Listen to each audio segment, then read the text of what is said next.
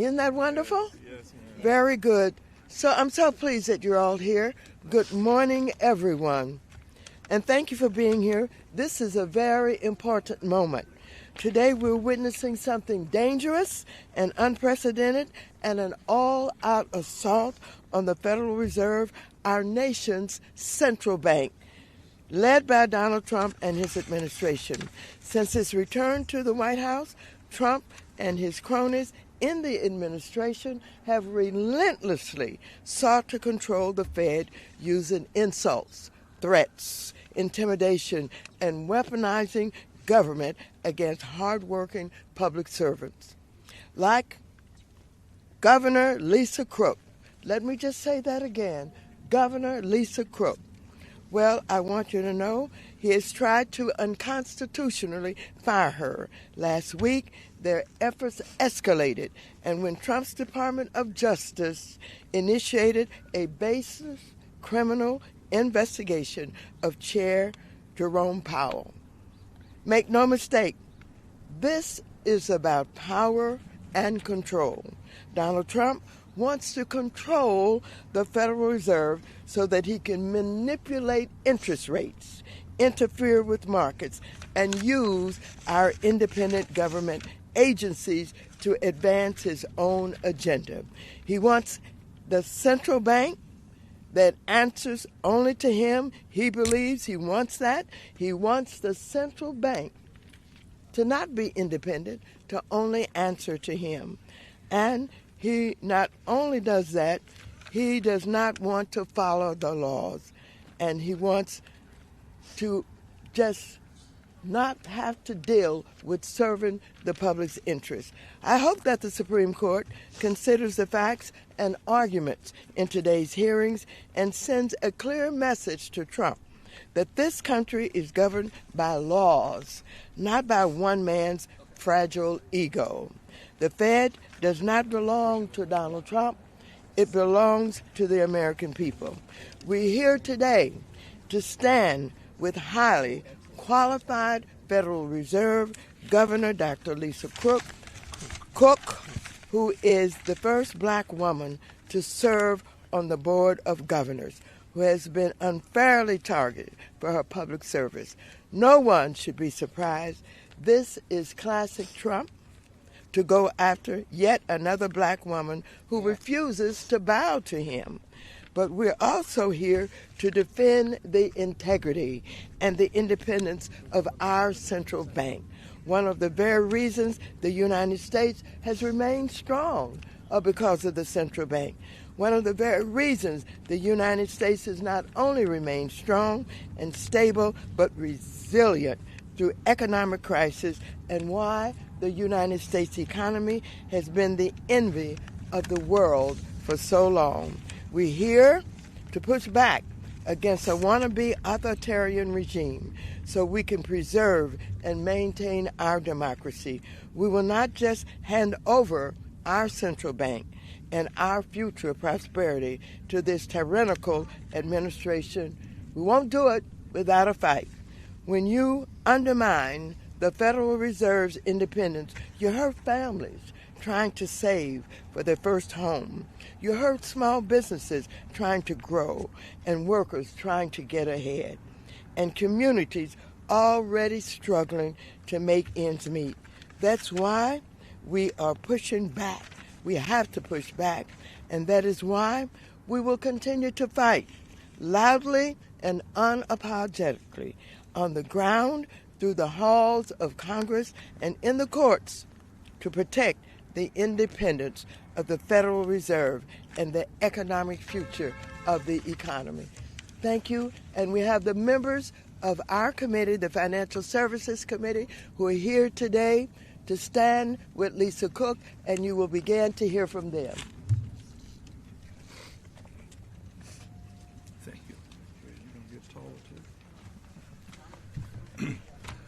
My name is Juan Vargas. I represent the 52nd Congressional District in California, and I'm also the ranking member on the Task Force on Monetary Policy.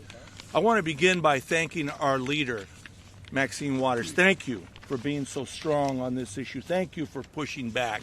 Thank you. We're here today because Trump has launched an unprecedented attack on the independence of the Federal Reserve. Trump wants the Federal Reserve to bend a knee to him. He wants the Federal Reserve that does what's best for him, not what is best for our economy. And since that hasn't happened, Trump is out for revenge. He has taken the absolutely unprecedented step of trying to remove Federal Reserve Board Governor Dr. Lisa Cook. And his DOJ has threatened Chairman Jerome Powell with a criminal indictment. But let me be clear. This isn't just about the Federal Reserve. This is about Trump's quest for unchecked power and his continued weaponization of government. He wants total control, and he wants to punish anyone who stands in his way. That's what he's trying to do to Dr. Cook. But we're here today to stand against this overreach. We're here today to remind Trump that we won't be intimidated, that he's not a dictator, and we're not afraid.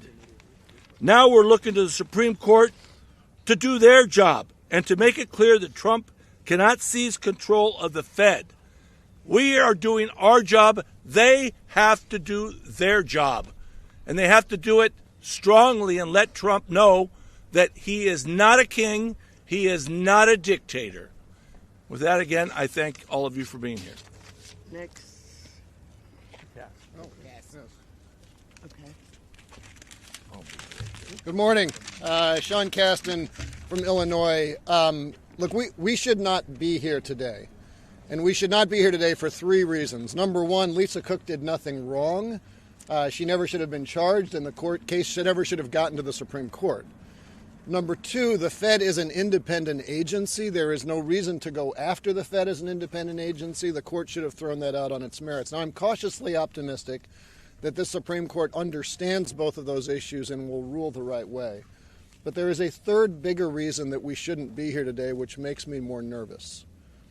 As we approach our 250th birthday as a country, we are blessed and fortunate to live in a country that has separation of powers, that has three co-equal branches. And over the course of our history, Congress has deemed in their wisdom that there are some agencies that should be independent of political pressure, not just the Federal Reserve, because the decisions those agencies make have to be separated from short-term politics. That's true for the Federal Reserve. It's true for the Federal Energy Regulatory Commission. It's true for the Consumer Financial Protection Board. It's true for the National Labor Relations Board. I could go on down the list.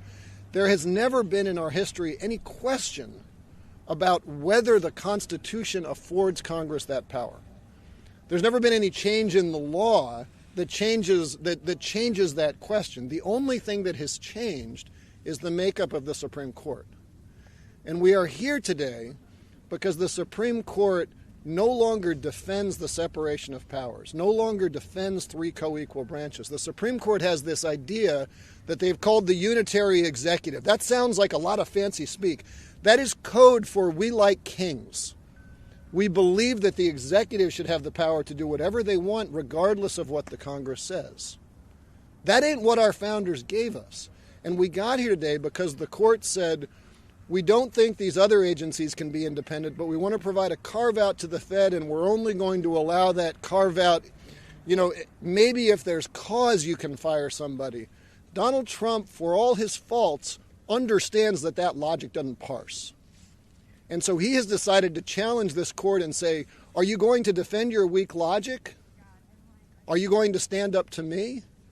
And it is reasonable for him to think he might be able to bully them into submission. But the Supreme Court, the Roberts Court, made today happen. And I am less optimistic that this court will put the Constitution above their own narrow politics. Just because they wear robes does not make them political actors. And I think we'll be watching very closely today to see whether the court, yes, rules in favor of Lisa Cook, but more significantly, does the court correct the mistakes they have made over the last year to give us something to be proud of prior to our 250th birthday? That's the stakes. Grateful to be here. Is Congresswoman Velasquez here? I do not see her yet, so I will turn over to my friend Al Green from Texas. Thanks, Al. Okay. All right. It is my preeminent privilege to serve under the leadership of the Honorable Maxine Waters. I am honored to have this superlative pleasure to have the ranking membership on oversight and investigations of the subcommittee of the Financial Services Full Committee. As we stand here today in the shadow of the Supreme Court of the United States of America, a symbol of justice the world over, the question that we have to answer, and the court is going to have to answer, is this: will the Supreme Court continue to be the symbol of justice the world over, or will it allow Donald Trump, President of the United States, to take control now of the Fed? He already has control of the pusillanimous politicians who call themselves Republicans in the House of Representatives and the Senate. He already has control of persons who have influence. The question is, will he now get control of the Fed? The Fed is the body that has to have the independence to make policies that deal with the economic order. We want price stability. We want to make sure we have full employment. The Fed does that. Put that in the hands of Donald Trump, a reckless, ruthless, lawless president, and then we're going to find out whether we're going to become Turkey or whether we'll remain the United States of America. Because Turkey pursued the same path that Trump is pursuing, and they had inflation rates that were off the chain. We have an opportunity today to ask this Supreme Court to do the right thing. More important than the right thing, do the righteous thing, and make sure Donald Trump does not gain control of the Fed. Remain the symbol of justice the world over, Mr. Roberts. This is your opportunity. This is a seminal moment in time that can impact the rest of time, and in fact will impact democracy in the United States of America. We see what this president is doing. We must now take him on here at the Supreme Court, and I'm honored that the Honorable Maxine Waters has afforded us this opportunity to stand and fight. That's right. This is the resistance right here in front of the Supreme Court of the United States of America. Democracy is at risk. I thank you, Madam Chair. Thank you. Thank you. Thank you. Your next lady? Yes. I'm Congresswoman Joyce Beatty, and I serve as ranking member of the Subcommittee on National Security, Illicit Finance, and International Institutions. And I am honored to join our leader, Congresswoman Maxine Waters, and my fellow Democrats in strong support of the Federal Reserve Board Governor, Dr. Lisa Cook, as oral arguments began in the Supreme Court. That is why we are standing here this morning. Governor Lisa Cook is someone I know. She is a longtime friend, and I can tell you she has served with honor, integrity, and distinction. That's right. In addition to that, she is the first black woman to sit on the federal board. So let us be clear, and you're going to hear that a lot this morning. Let us be clear, and let us not make a mistake that the real reason behind Donald Trump and this administration's illegal efforts to remove her and investigate Chair Jerome Powell. This is a brazen power grab to take control of our central bank and interest rate decisions. The United States economy, it's important for you to know this, relies on an independent Federal Reserve and economic decisions driven by data and evidence, and certainly not Trump's political pressure. So make no mistake, Trump's takeover of the Federal Reserve will negatively affect household finances, financial markets, and threaten Americans' retirement savings, mortgages, and housing costs. We will defend this independent Fed as a fundamental pillar of our economy, and we will fight for Governor Lisa Cook and Chairman Powell to serve out their terms. It is an honor to be here, and it gives me great pleasure to ask Congressman Sam Liccardo from California to join us.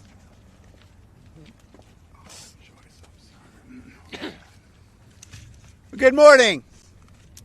This morning, the attorneys will be arguing over Lisa Cook's due process rights under the Fifth Amendment. But for the American people, much more is at stake. The right of the entire public to the independent decision-making of professionals like Lisa Cook. That's what's at stake for this country, and indeed, given the implications of the decisions of the Federal Reserve on a global economy, that is what is at stake for our world. We need to ensure the independence of the Federal Reserve, and we need to stop this hostile takeover by this White House of every independent body, which must be empowered to make the best decisions for the American people. But if Donald Trump feels so strongly about mortgage fraud, I would encourage him to also fire his labor secretary, his transportation secretary, and his EPA administrator, all of whom have committed exactly the same conduct as Lisa Cook. May God have mercy on Donald Trump when this administration is finished, because the American people will not. Now, it is my great pleasure to introduce a tremendous colleague from the great state of Oregon, Congresswoman Janelle Bynum.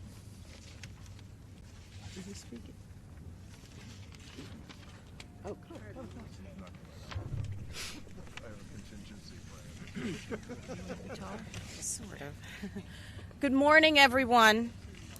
Thank you for being here today. My name is Janelle Bynum, and I proudly represent Oregon's 5th Congressional District. We're standing here today because the Trump administration is playing political games with costs, retirement accounts, and the entire financial system. He's attacking the Federal Reserve, which keeps our economy stable, by trying to remove Dr. Lisa Cook from the Fed's board and by threatening criminal investigations into Jerome Powell, the Fed's chair. Now, I know Dr. Lisa Cook personally. She is a proud Spelman College woman. She's a woman of honor, a woman of integrity, a woman of professionalism, and I am here to stand up and say we will not allow her to be messed with. The Fed is mandated to be independent of the president, and that independence has meant that over the last year, the Fed has done what is best for the American people, which is not to cater to Donald Trump. But now the president is trying to use the Fed to play political games. And as we stand here, don't be mistaken. This isn't some partisan attack on Trump by Democrats. Global central bank chiefs and top Wall Street bank CEOs are supporting Chair Powell as well. Senior Republican senators on the Senate Banking Committee have also come out against this investigation. And even our chairman of the Financial Services Committee, Chair French Hill, said this creates an unnecessary distraction. Now, if the president can bully or threaten the Fed's chair or board, interest rates become a political tool. Inflation becomes a campaign strategy, and your mortgage, your job, and your savings become collateral damage. So make no mistake, this attempt to intimidate the Fed isn't about justice or the American people. It is clearly about the president's ego. I can't and I won't stand by and let that happen. I'll continue to fight to make sure the Fed works for Oregonians, for Americans, and not for President Trump. At this time, I'd like to introduce Ms. Skye Perryman, who is the President and Chief Executive Officer of Democracy Forward. Thank you. Thank you. Thank you. Thank you.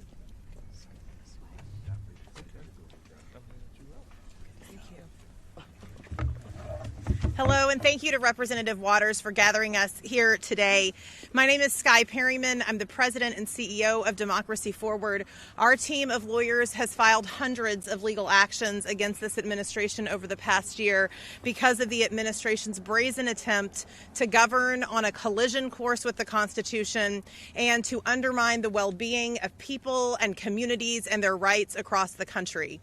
At Democracy Forward, we know that democracy is a kitchen table issue, and there is no other matter that could epitomize that as the one that the Supreme Court is hearing today.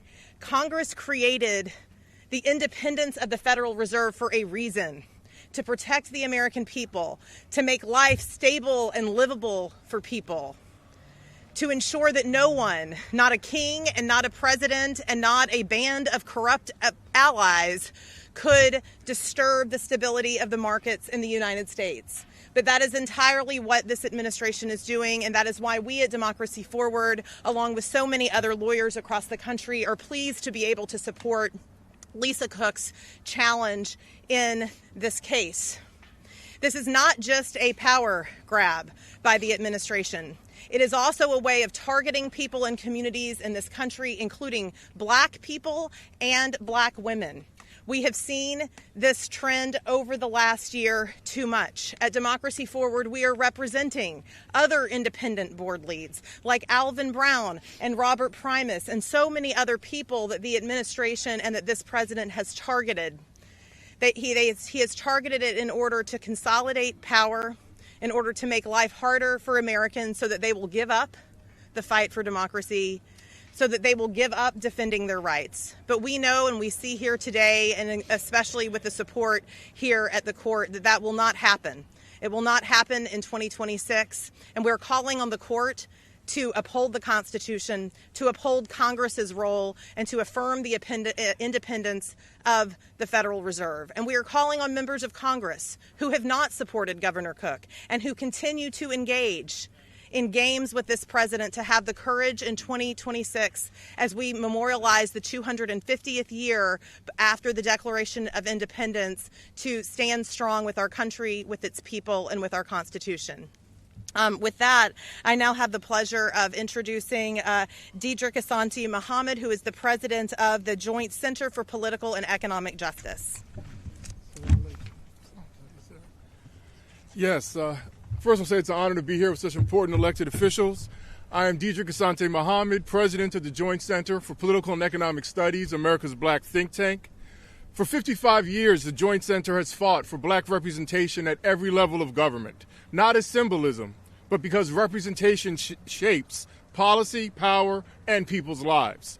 We fought for the historic nomination of Dr. Lisa Cook to the Federal Reserve, and we are here today to fight the attempted unjust removal of Dr. Cook. Let us be clear what is happening. Dr. Lisa Cook is one of the most qualified economists ever to sit on the Federal Reserve Board. She is a world-class scholar, a proven public servant, a governor who has upheld the Fed's dual mandate of price stability and full employment for all Americans. Yet now she's being singled out, attacked, and targeted. Why? Because she brings lived experience into economic policy making, because she understands that inflation, unemployment, and financial stability do not fall evenly across communities, and because she is a Black woman with power. This attack is not about ethics. It is not about performance. It is about rolling back hard-won progress and sending a message about who is allowed to govern in this country. We reject that message. We know this playbook. When Black excellence enters elite institutions, the rules suddenly change. The scrutiny intensifies, the goalposts move, and legitimacy is questioned. But we are not backing down.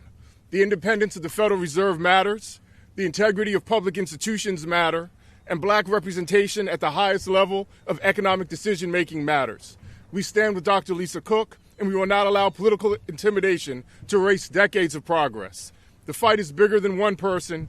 It is about who gets to shape America's economic future. And we are here to stay. We belong here, and we are not leaving. Thank you. Thank you. Very nice. Thank you all so very much. You can see the strength of the support that Lisa Cook has because of her qualifications, because she has demonstrated that she can serve on that Board of Governors in the way that America expects her to serve. And so we stand here in hopes that the Supreme Court are listening to us today so that they will understand that they can easily allow her to stay on the job until the trial takes place. And she should not be asked to leave now. So if you have any questions, I and others here are pleased to answer them for you. Must have done a good job. Very good. If there are no questions, we are anxiously waiting to hear what the Supreme Court is due. And I want you to know that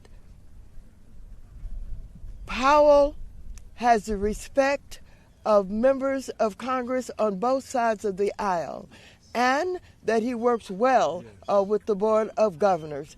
And I want you to know that not only do you see members of our committee here, from both sides of the aisles, Republicans are quietly talking about their resistance to what is happening by Trump trying to get rid of Powell and his governors in order to take complete control.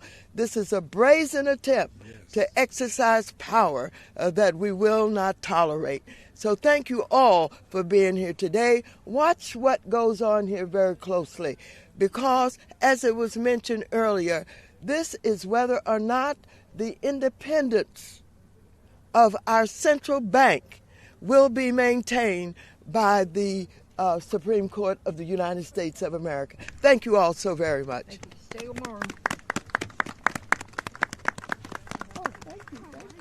Thanks for having me.